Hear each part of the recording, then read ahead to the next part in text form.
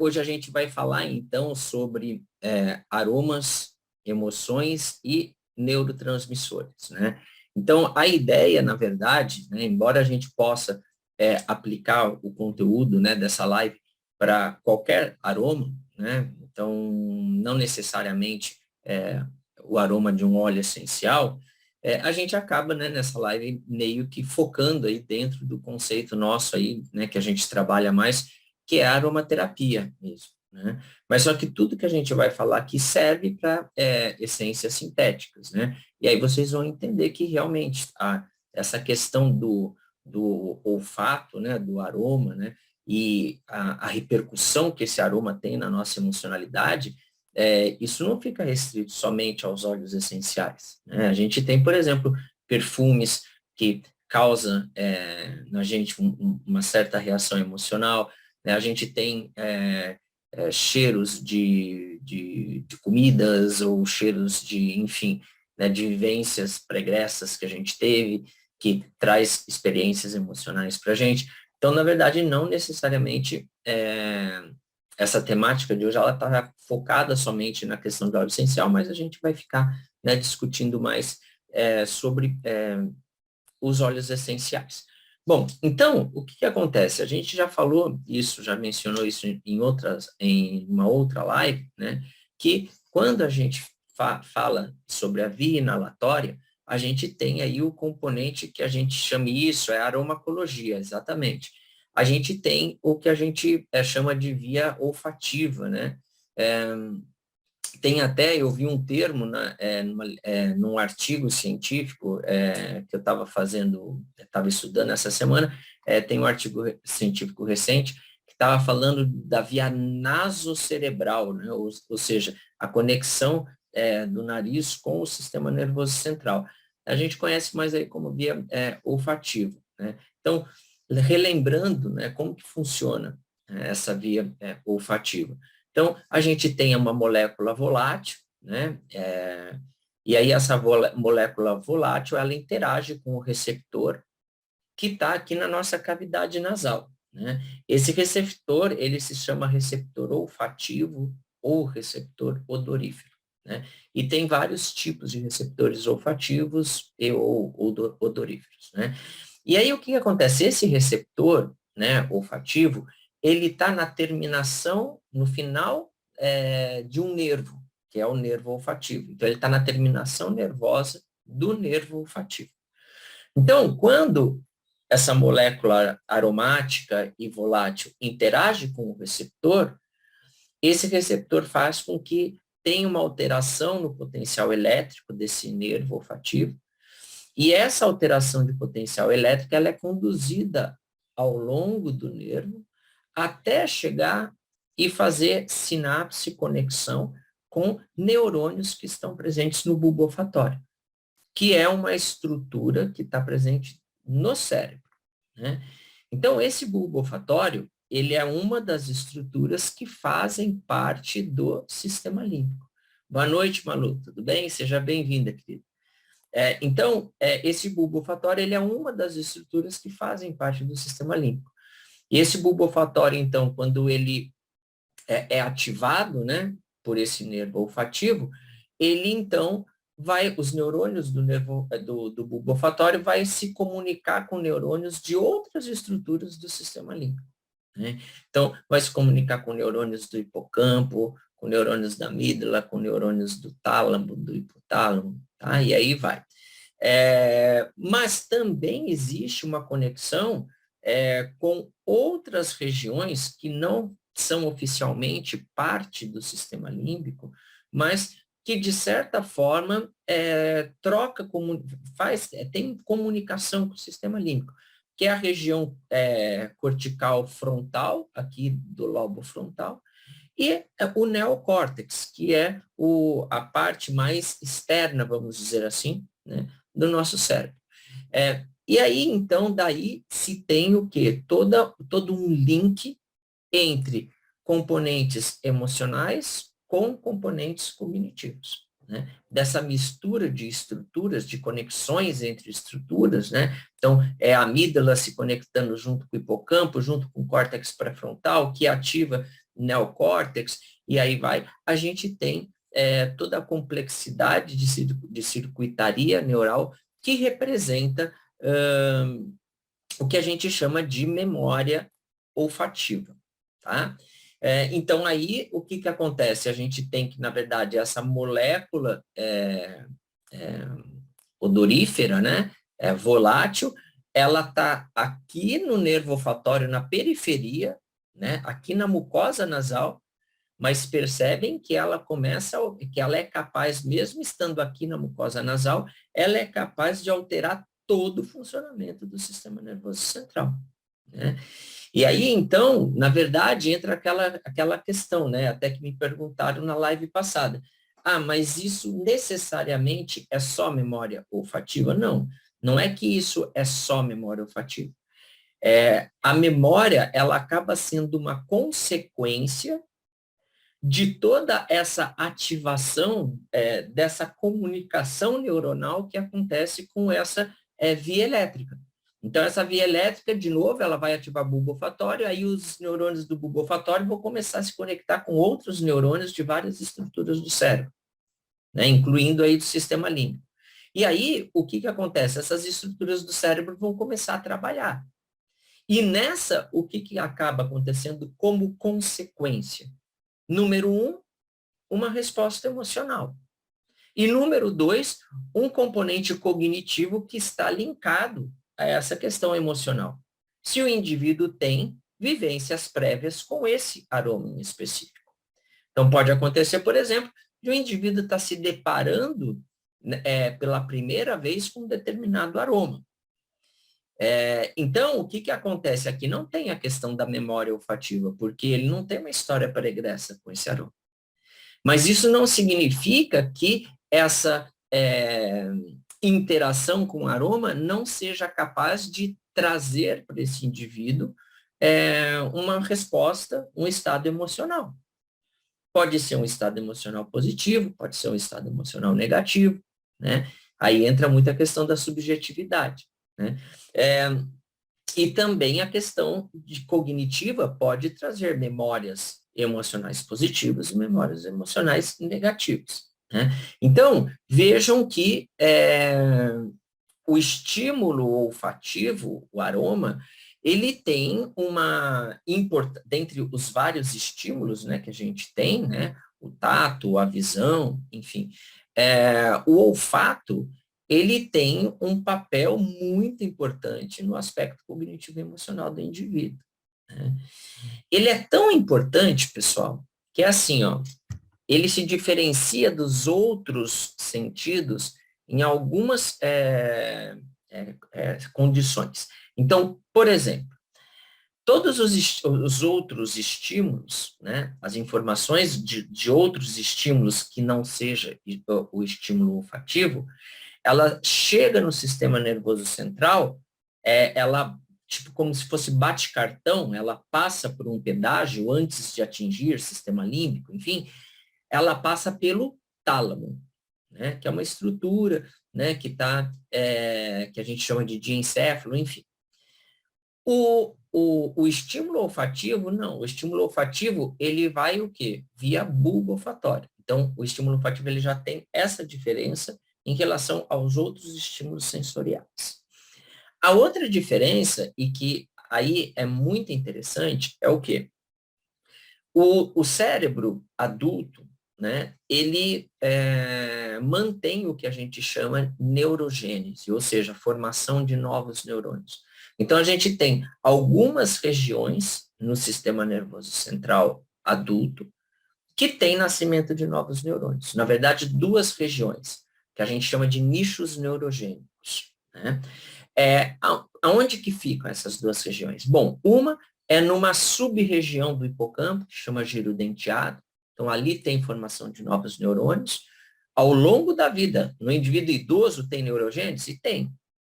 Mas só que muito menos do que no adolescente, muito menos do que no adulto. Ou seja, a gente tem uma curva, né, de neurogênese. Então, infância, adolescência mais, fase adulta, e quando chega, começa a ficar a coroa, né, começa a decair a taxa de neurogênese até chegar na melhor idade, que a taxa da neurogênese ela é mais baixinha, mas ela ainda tem. Né? Então, a gente tem formação de novos neurônios, por exemplo, aí no hipocampo. E outra região, outro nicho neurogênico do cérebro adulto que tem neurogênese é justamente o bulbo olfatório.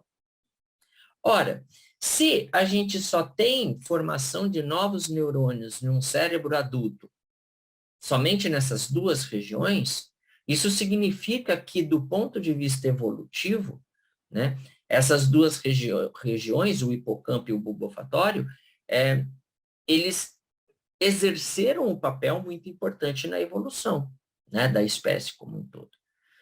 E por que eu falo isso? Porque essas estruturas, elas sempre têm que estar o quê? Renovando os seus neurônios. Então, não é que só fica nascendo um novo neurônio.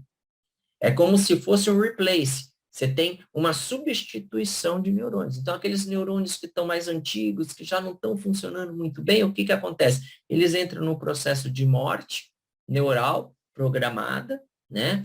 E aí nasce um outro neurônio para entrar no lugar dele. De forma que essas duas estruturas, elas sempre estão trabalhando assim, ó, de uma forma muito fina, né? De uma forma aí muito impecável. E aí é claro que ao longo do envelhecimento, por a gente ter uma diminuição da taxa de neurogênese, aí a gente começa a ter o quê? Uma diminuição um pouco da performance dessas duas estruturas, do bulbo olfatório e do hipocampo, né? O hipocampo, ele tem um papel fundamental na flexibilidade cognitiva emocional, ou seja, tudo na vida da gente, né? Então, o quanto que o indivíduo consegue, cognitivamente falando, lidar com demandas emocionais, né? Ou seja, um hipocampo sadio, ele traz, de certa forma, uma resiliência emocional para o indivíduo.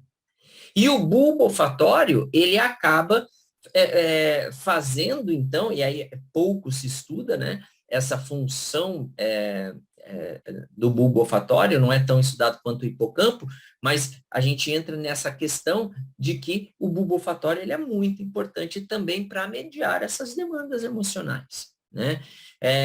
E vejam que esse processo de neurogênese ele acontece desde o ratinho, no bulbo olfatório, até em nós, seres humanos, né? Então, vejo que é realmente um processo importante. Então, isso significa que esse bulbo olfatório, na verdade, e o olfato como um todo, ele é fundamental para a vida do indivíduo, né? E aí, claro que a gente entra no contexto emocional aí da história. Claro que a gente tem algumas espécies que se guiam muito mais do ponto de vista cognitivo e emocional pelo olfato, né? E aí entra muito a questão do quanto proporcionalmente falando outras estruturas do cérebro se desenvolveram. Então, se a gente pega, por exemplo, faz uma comparação proporcionalmente falando do cérebro de um roedor, de um ratinho, e o cérebro do humano, o ratinho ele vai ter um bulbo olfatório, proporcionalmente falando, né, maior do que o dos humanos. Da mesma forma que os cães, os gatos, têm um bulbo olfatório maior do que o dos humanos, né? Então, são espécies aí que o olfato ele tem um papel cognitivo emocional ainda mais importante, ainda mais relevante do que em nós humanos, né? Então, vejam que essa via olfativa, né, dentro da aromaterapia, ela é muito importante, né? Vejam, ela não é o 100% da via inalatória, né? Que a gente já discutiu isso em outra live. Quando você faz a inalação de um óleo essencial, você tem absorção, ou seja, a molécula chega ao sistema nervoso central, no sangue e vai para o sistema nervoso central. Mas esse componente olfativo ele é demais da conta de importante, né? Para esse poder que o aroma tem sobre a cognição e sobre a emoção de um indivíduo, tá? Bom, beleza. Aí, o que acontece? Aí entra muito aquela questão, né? Ah, mas que a gente estava até discutindo num dia num grupo do comitê científico, né, lá, da Braroma, né? Estava falando, mas só que a lavanda, ela atua em sistema GABAérgico, né? E aí eu, a Adriana, até a Maíra também falou, enfim, não, até onde a gente saiba, não, né? A lavanda, ela atua, né? E o linalol tem artigo científico falando, né, que eles atuam em vários sistemas aí de neurotransmissão, vários alvos proteicos aí, mas farmacologicamente falando, a lavanda, ela não interage com o neurotransmissor GABA, né? Mas é errado você dizer que um indivíduo que, por exemplo, faz inalação com lavanda, ele não possa ter aumento do tônus GABAérgico dele. Aí vocês podem falar, Guilherme, agora complicou. Não, calma, eu vou explicar. É justamente esse que eu acho que é a grande sacada dessa live, né? Que é uma informação que a gente acaba não tendo em livro de aromaterapia e não é tão fácil assim de achar. O nosso emocional, pessoal, ele é capaz de usurpar, ele é capaz de anular, muitas vezes, o mecanismo farmacológico de um componente químico. Vamos lá, eu vou dar exemplos que não tem nada a ver com a aromaterapia, tá? Um indivíduo que ele é dependente à nicotina, então ele é dependente de cigarro. Beleza. A gente sabe que a nicotina, farmacologicamente falando, ela ativa o sistema nervoso central. E ao ativar a amígdala, ela desencadeia a ansiedade, né? Beleza. Agora, vai perguntar para um fumante se ele tem ansiedade quando ele está fumando. Não, muito pelo contrário. Ele fuma o cigarro para quê? Para aliviar a ansiedade. E isso aí acontece por quê? Porque o fumar o cigarro traz para ele uma gratificação, traz um estado emocional positivo, traz um sentimento, uma sensação positiva. E o indivíduo, ao sentir essa sensação positiva, ele acaba fazendo o quê? Liberação de substâncias químicas para manter esse estado positivo. Então, se você pega uma pessoa que não fuma e ela for acender um cigarro e fumar um cigarro, provavelmente ela vai ter um pouco de ansiedade. Mas a pessoa que fuma, não. Um outro exemplo, a cocaína. A cocaína, ela aumenta a noradrenalina e ela aumenta a dopamina. Ela é um psicoestimulante. Então, em teoria, o que acontece? A cocaína, o indivíduo, quando usa cocaína, ele tem que ter uma ansiedade lascada. E, de fato, isso acontece. Agora, para o indivíduo que é dependente de cocaína, o que acontece? A cocaína, do mesmo jeito, aumenta a noradrenalina e aumenta a dopamina. Mas só que nesse indivíduo, que ele tem uma relação emocional com a cocaína, acaba tendo que, por questão justamente emoção, ele consegue liberar outros neurotransmissores que têm efeito ansiolítico e que acaba, entre aspas, anulando o efeito ansiogênico da própria droga. É complicado, mas eu vou fazer uma... eu quero um feedback. Está dando para entender, pessoal? Sim ou não? Que daí a gente vai adiante. Deu para entender essa parte, pessoal? Vamos aguardar. Vamos ver se tiver uma que falar que entendeu, tá bom.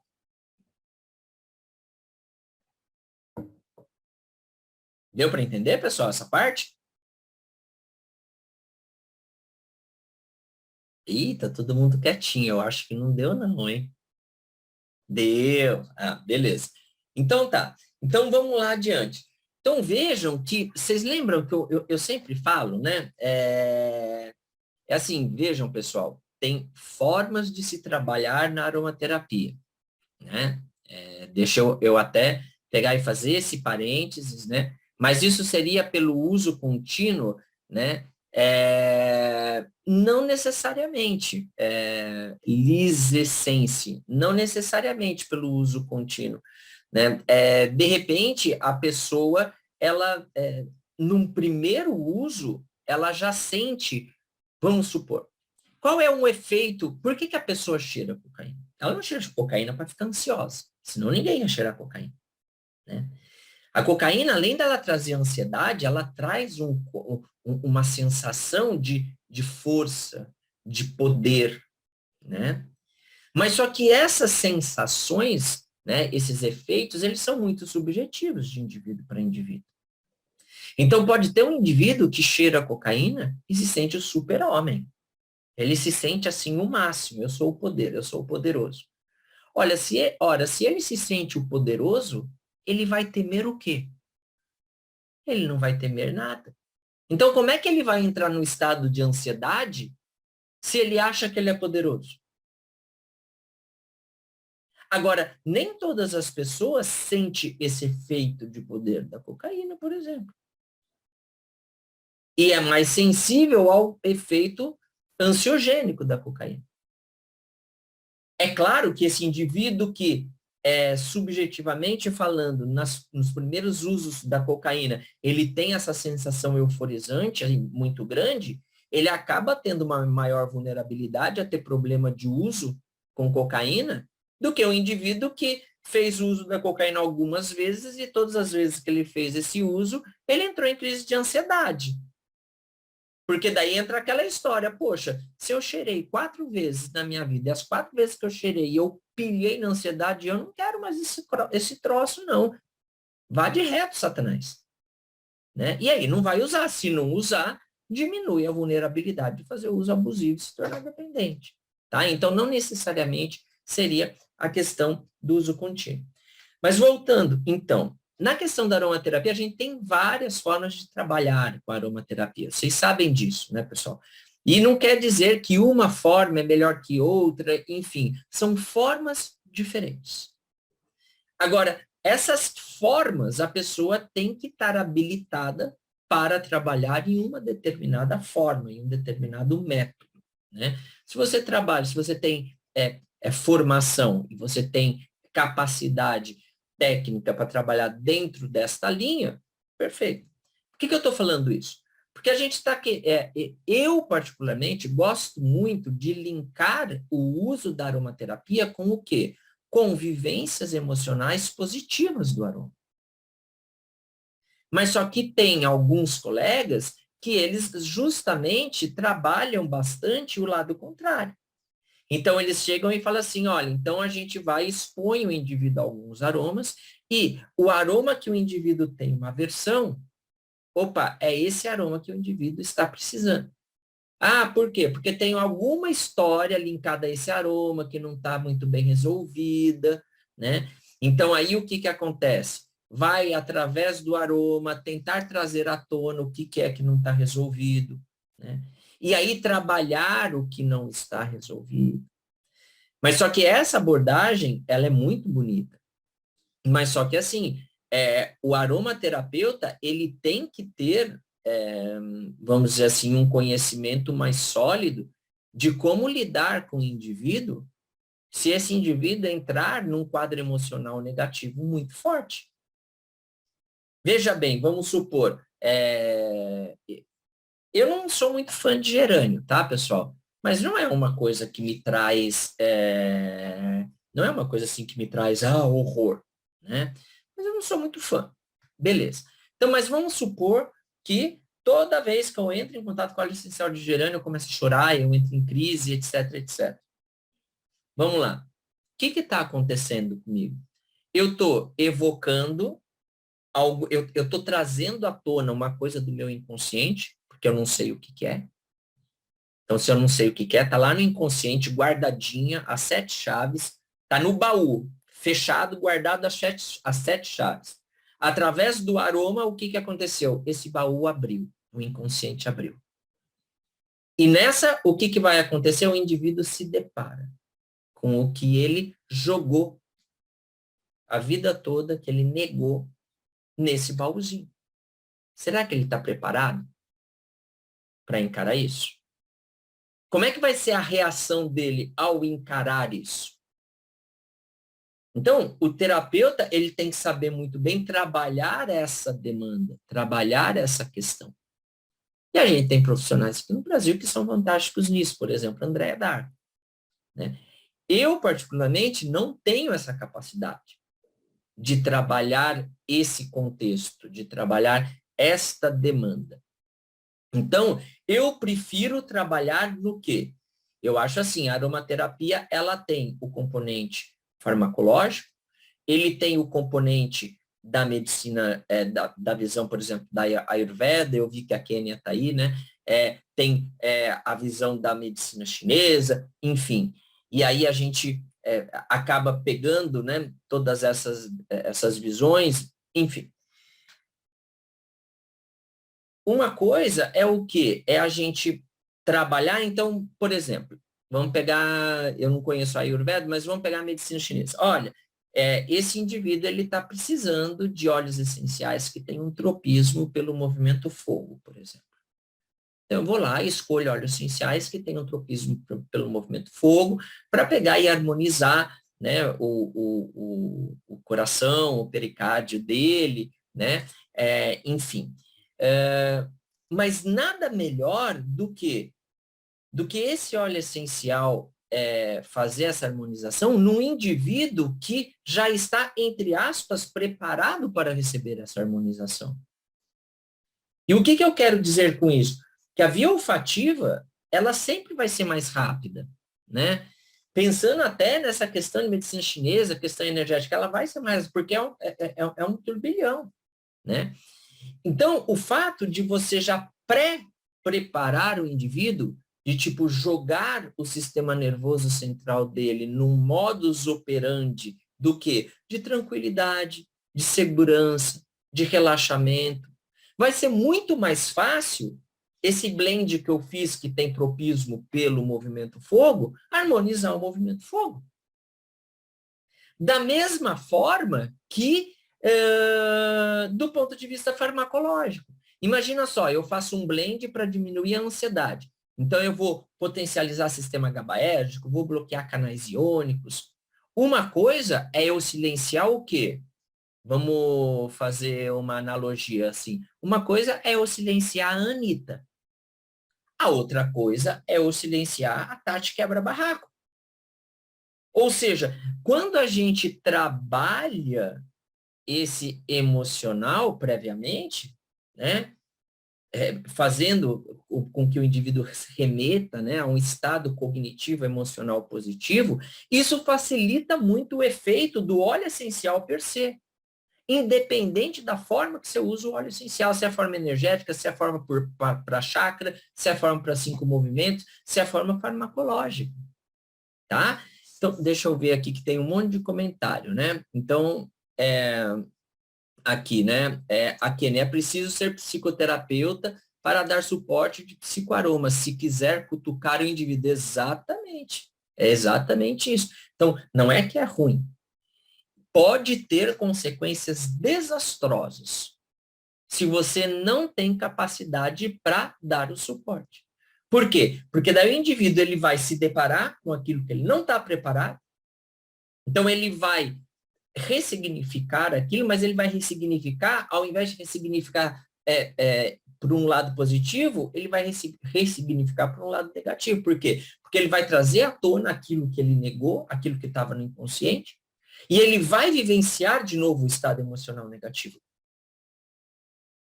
Então, a gente tem que tomar cuidado com isso, né? Aí a Malu, é verdade, muita responsabilidade assumir um trabalho desses. Exatamente. Né? Então, por isso que eu respeito muito quem faz esse tipo de trabalho, eu particularmente não faço, e se eu vejo que existe demanda do meu paciente fazer essa abordagem, eu vou e passo para o colega. Né? André, aqui eu acho que precisa fazer essa abordagem, né? Se você quiser pegar o caso, enfim, porque eu não vou pegar, né? Então, concordo, tem que ter todo um passo ao interagente, aparato, beleza, é verdade, cada um é cada um em um tratamento, tá, beleza. Então, vejam só a capacidade que um aroma tem. Né? Na verdade, o aroma, ele traz, sim, capacidade de você modular a neuroquímica cerebral. Por exemplo, eu falo isso sempre em aula, né? Como o cérebro, para funcionar bem, um neurônio para se comunicar bem com o outro, para ficar forte essa comunicação, o que precisa? Um neurônio tem que entregar neurotransmissor para o outro neurônio. O outro neurônio pega esse neurotransmissor, produz vitaminas, que são fatores neurotróficos, usa esse fator neurotrófico para ficar forte, mas só que ele vai e ele entrega para o universo. Ele vai e joga perto dele. Então, todos os outros neurônios que estão perto acabam utilizando dessa vitamina também. Ou seja, a saúde da circuitaria neural depende do quê? Da liberação de neurotransmissores. Bom, beleza. Ah, tá, mas como é que eu tenho um neurotransmissor? Bom, então tem todo um processo de síntese de neurotransmissor que o ponto-chave para isso é o quê? É uma boa alimentação. Porque existem os precursores para se formar neurotransmissores. Não só uma boa alimentação, mas uma boa absorção de nutrientes. Né? Tem aquele velho ditado, nós somos o que nós ingerimos. Né? Aí eu já não concordo. Nós somos, na verdade, o que nós absorvemos, porque não adianta nada ingerir e não absorver. Então, não é só comer bem, tem que cuidar da saúde intestinal para favorecer todo um processo de absorção adequada. Mas, enfim, tá lá. O indivíduo ele tem boa formação de neurotransmissor. E agora? Como é que ele libera o neurotransmissor? Modulando o afeto. Então, ele tem que viver as emoções.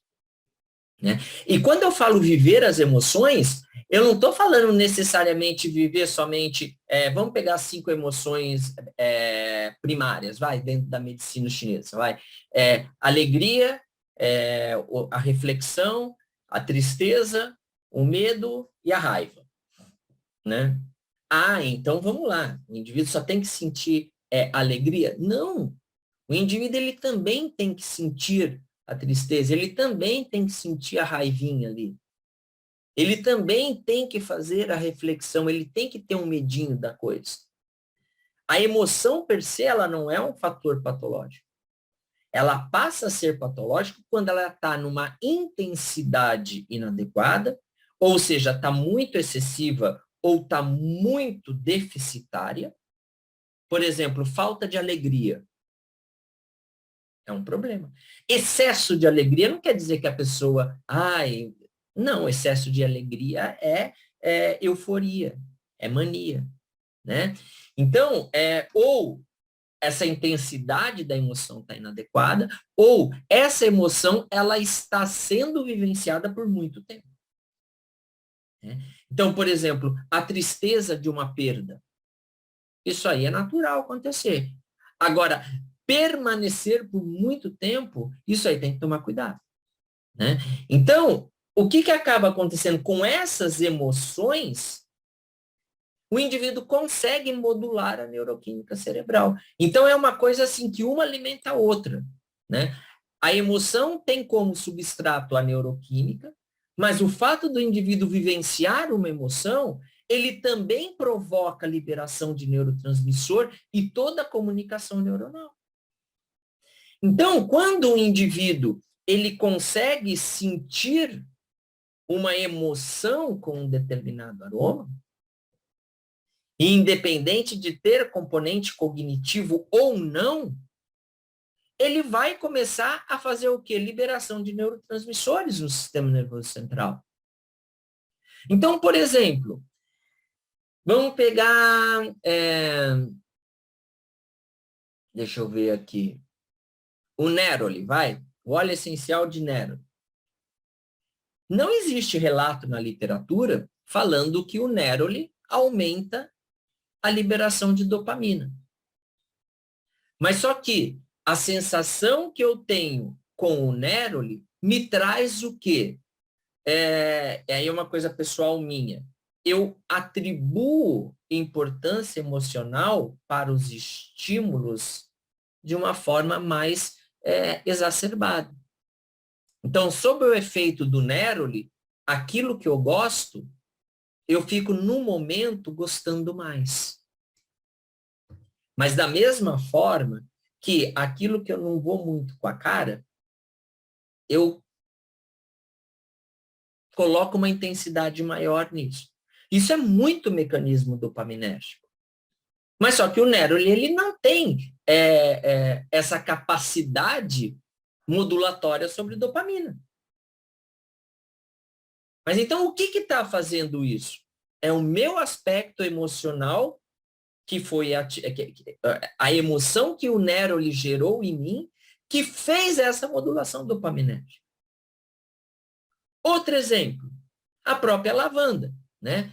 Vamos supor, tem pessoas que pega a lavanda e, nossa, sente aquela sensação de bem-estar, de tranquilidade. Tem mecanismos na lavanda farmacológicos que explicam isso. Mas só que muitas vezes esse efeito pode ser em decorrência de uma liberação de GABA. E que se sabe que a lavanda, até o momento, se sabe que a lavanda não modula o sistema GABAérgico. Mas por que, então, que eu tive liberação de GABA? Porque a minha sensação de bem-estar que foi gerada, a minha sensação de tranquilidade que foi gerada pela lavanda, ela promoveu essa liberação de GABA. Então, a aromaterapeuta falou a sua memória olfativa. Também, mas só que, lembra que eu falei lá, até que uma colega perguntou da cocaína, se era uso contínuo? Às vezes, nem precisa ser memória olfativa. Às vezes, no primeiro contato com o aroma, que na verdade não te remeteu a nada. É a primeira vez que você tem contato com o aroma, mas só que você gostou desse aroma. E aí, claro, na segunda vez, aí vai ter o componente de memória olfativa e aí o efeito vai ser muito maior. Então, o que acontece? Por isso que toda vez que eu entro, a maioria, né, dos meus pacientes, eles vêm aí por questão emocional, né? Alguns aí por questões dermatológicas, mas a grande maioria por questão emocional. E aí eu sempre falo para eles, né? Quem conhece aí já viu meus cursos, ou quem já fez consulta comigo, ou quem já fez mentoria, enfim. Eu sempre falo, o que você vai fazer? Vamos fazer primeiro a olfativa. Então você vai pegar esse blend aqui e você vai se conectar com o aroma desse blend.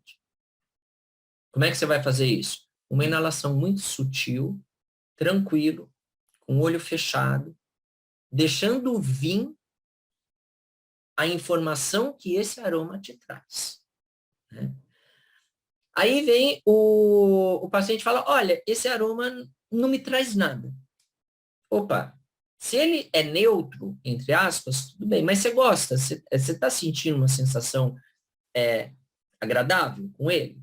Tá tudo bem para você esse aroma? Ou ele é um aroma que está te causando algo que não é legal? Né? Não, tá tudo bem. Então, pronto. Então, agora, o que você vai fazer? Se isso não está te trazendo uma memória emocional positiva, então você vai criar agora, você vai forçar a barra. Você vai pegar, você vai fechar o olho e você vai se transportar para o lugar que você mais gosta, para o contexto que você mais gosta, para o contexto que você se sente bem. Ah, se você se sente bem andando nas nuvens, então pensa que você está andando nas nuvens. Ah, se você sente bem no meio de uma montanha, pois bem, pense que você está nessa montanha. E conecta o aroma com essa vivência sua na montanha. Faço isso. Logo em seguida, o que a pessoa faz? Ela faz a inalação vigorosa. Que é para quê? É para a molécula chegar no alvéolo pulmonar, sofrer uma maior absorção e aí a molécula chegar em maior quantidade no sistema nervoso central para fazer efeito. Ou seja, eu preparei todo o emocional do indivíduo com a via olfativa e depois eu quis jogar mais moléculas ali no sistema nervoso central do indivíduo e aí então eu fiz essa forma inalatória intensa, né, para favorecer aí a chegada no sistema nervoso central. Então, pessoal, é muito importante em primeiro, eu sempre falo, né? Existem critérios para a gente fazer blend, né? Para a gente fazer um blend.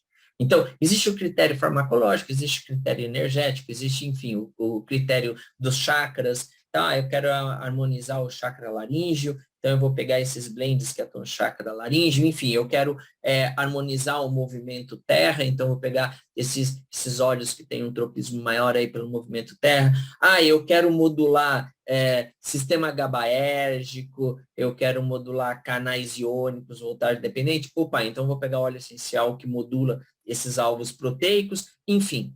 Mas só que, antes de tudo, olha o nome, aromaterapia. Nós somos aromaterapeutas. Então, o cheiro, né? Eu não gosto dessa palavra cheiro, né? O aroma, ele é fundamental na terapia. A pessoa, ela tem que se identificar com o aroma, né? E se a gente não consegue fazer com que a pessoa se identifique, então vamos lá. Olha, do ponto de vista técnico, eu tenho esses óleos essenciais que eu posso usar em você, né? E aí a pessoa chega e fala assim, nossa, eu não dou conta de nenhum deles. Aí o que você vai fazer? Aí tem várias coisas que você pode fazer. Primeiro, né? Você pode pegar um óleo essencial que tem uma potência aromática alta, eu não estou falando nota olfativa, estou falando potência aromática, ou seja, aquele óleo essencial que tem um aroma muito forte e que permanece por muito tempo, ou seja, ele é um de nota baixa com potência aromática alta. Esse óleo, então, a gente vai ver se ele não atrapalha, não vai fazer mal para essa nossa paciente. Não vai fazer mal. Não é o óleo essencial mais indicado para ela, mas tá aí. O aroma tá agradando. Opa, eu vou e coloco. Porque daí o que acontece? Imagina, eu fiz um blend, a pessoa não gostou. Como é que eu vou tirar o cheiro desse blend? Eu meto, por exemplo, um vetiver, vamos supor, se ela gosta do vetiver, vai ficar de vetiver do começo, do meio ao fim. Mas tudo bem, ela se dá bem, ela gosta do cheiro do vetiver. Ah, eu posso colocar uma camomila romana, por exemplo, se ela gosta de um aroma mais floral. Posso colocar um ylang-ylang, se ela gosta de um floral mais adocicado. Eu posso colocar um simbopongo citratus, se ela gosta, por exemplo, de um herbal. Vocês estão percebendo, pessoal? Ah, ela gosta de especiaria. Ah, canela tem algum problema? Não, não tem. Então, vamos meter uma canela? Aí vem a sua paciente. Putz, desculpa, eu sou complicado. Eu não gosto de nada disso. E agora? E agora, que daí o que você vai ter que fazer?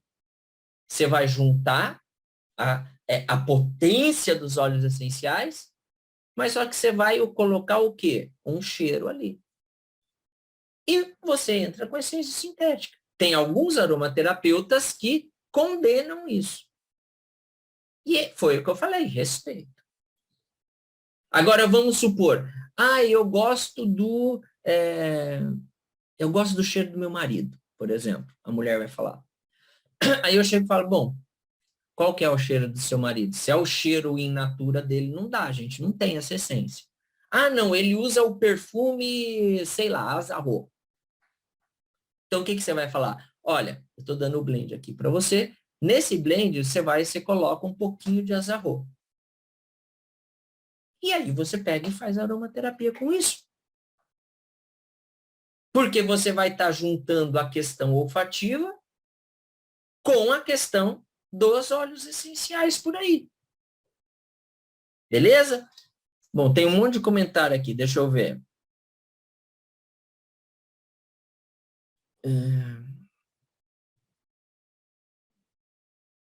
Precisa fazer o curso.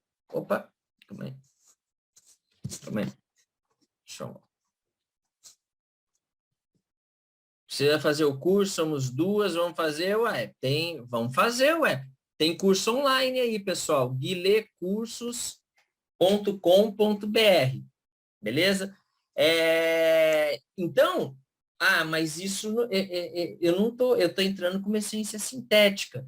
Mas, pessoal, tudo vai da demanda ali do indivíduo, entende? A gente não pode ser extremamente radical nas coisas. E não tem essa que, eu vou colocar uma essência sintética e eu vou estragar. Entra muito, quem trabalha com aromaterapia no campo mais vibracional, essas coisas, pode ser, né? Porque daí, mas só que daí entra toda aquela questão, né? De, por exemplo, você pensar em uso de um único óleo essencial, porque daí você está pegando, né, a essência, né? Você está pegando a energia da planta, né? Agora, para quem não trabalha nessa linha, né?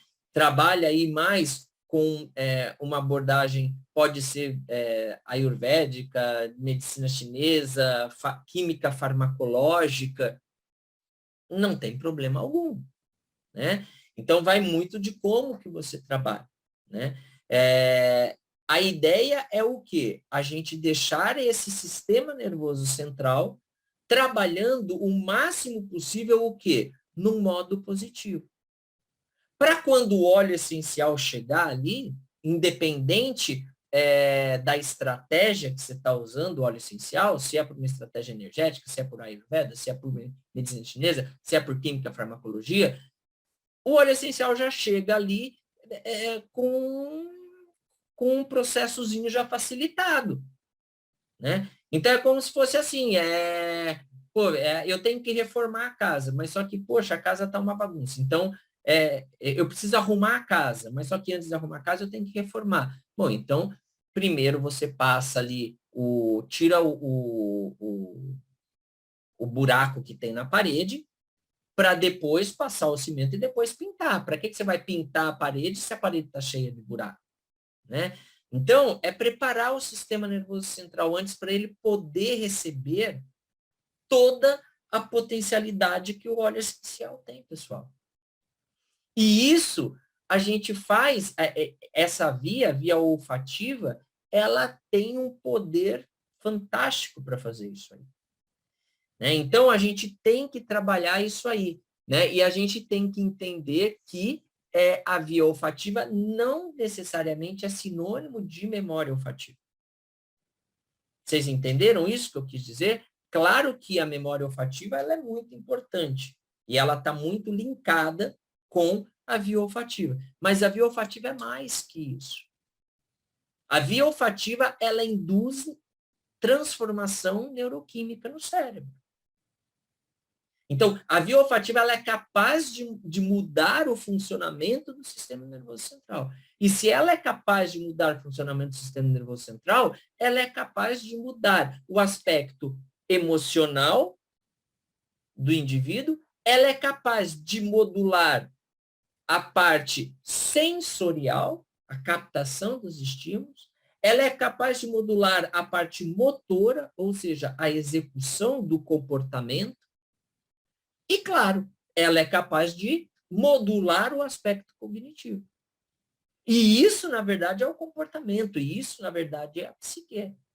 Né? É a junção do sensório motor com o emocional e com o cognitivo. E a via olfativa, ela consegue modular isso de uma forma, assim, fantástica.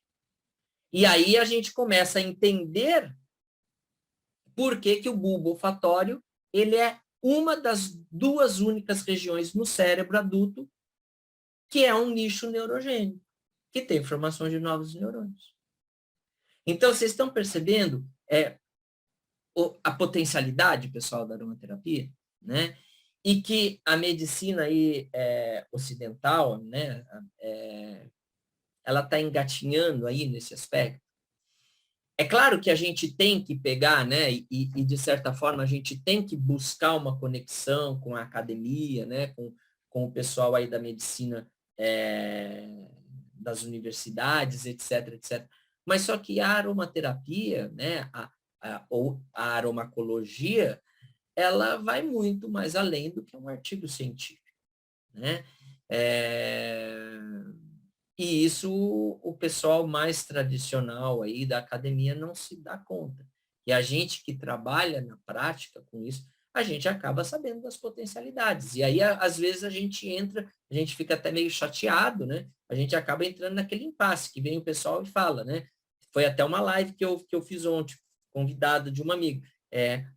Mas a aromaterapia funciona? Né? Aquele ceticismo, né? Mas eu vi uma revisão sistemática com meta-análise falando que ela não funciona.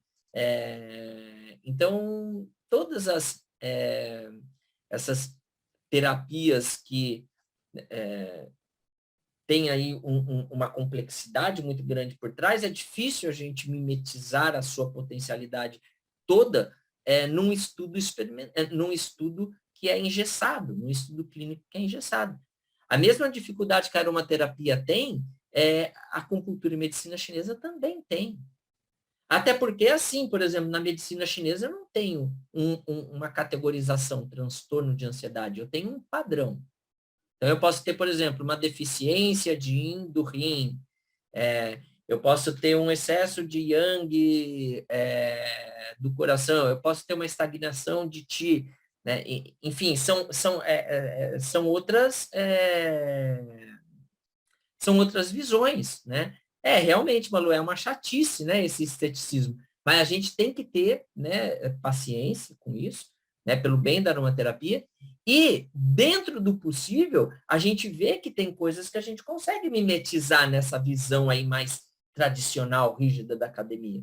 Foi até que eu falei na live de ontem. Se vocês forem olhar no PubMed, vocês vão ver que tem revisão sistemática com meta-análise, que é o top do top das evidências científicas, mostrando que a aromaterapia, por exemplo, é eficaz para transtornos do sono, para insônia, que ela é eficaz para ansiedades de leve a moderada, né? Então, não é que não existe evidência científica para a aromaterapia.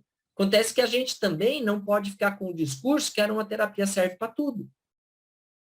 Que a aromaterapia, de fato, ela não serve para tudo. Então, existe evidência científica de academia, mesmo dessas sociedades científicas, mostrando um efeito da aromaterapia para determinadas condições, para dismenorreia, por exemplo, né? Agora, não tem evidência científica para outras condições. E pronto. E aí, quando vem o ceticista falar, poxa, eu estou vendo na minha rotina clínica que isso funciona, por exemplo, para dor articular. Eu vejo que funciona. Mas só que não tem evidência científica. Então, quando o cara vem falar, não, mas não tem evidência científica, o que você fala? Você não fica falando, realmente, mas dá certo para artrite, para artrose, dá certo. Não, você chega e fala, não, veja bem, você está equivocado. Tudo bem, pode não existir evidência científica para artrite, para artrose, mas tem evidência científica para outras condições. Por exemplo, tal, tal, tal. Aí você, de uma forma elegante, de uma forma educada, você quebra a perna dos caras, entendeu? Então, é chato esse negócio de ceticismo, né? Mas só que a gente tem que saber lidar com ele para a aromaterapia, né, ter um maior respeito, né, e ser mais reconhecido, né? A aromaterapia tem uma questão por ser contexto dependente, né? Veja bem, na verdade, se a gente for pensar nu e cru, tudo é contexto dependente, entende? Por exemplo, se você vai pegar, não estou falando para você fumar maconha, tá?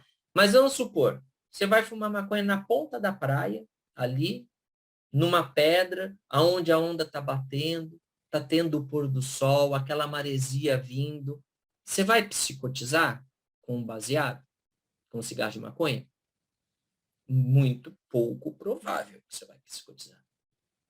Agora, se você resolve acender um cigarro de maconha na frente do 26º Departamento de Polícia, com um cara com fuzil AR-15 virado no seu terceiro olho, qual que é a probabilidade de você psicotizar?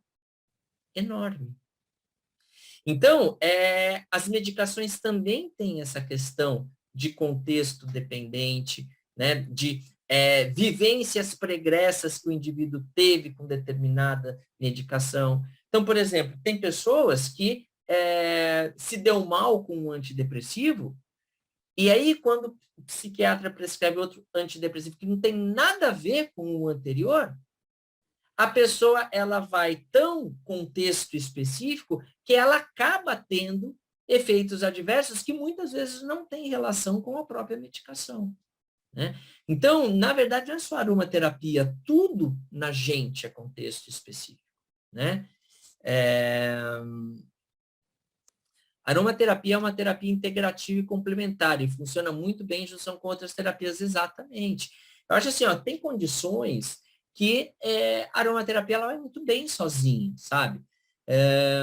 Agora, efetivamente, tem condições que, como a rearomaterapeuta falou e colocou muito bem, a aromaterapia ela entra num contexto integrativo e complementar, ela está ali para juntar forças com outras terapias, né? Com medicação, com probióticos, pré-bióticos, com massoterapia, com exercício físico, com meditação, né? E aí vai, né? Então é bem por aí. Bom, então é isso, pessoal. Eu agradeço aí a presença de todos vocês.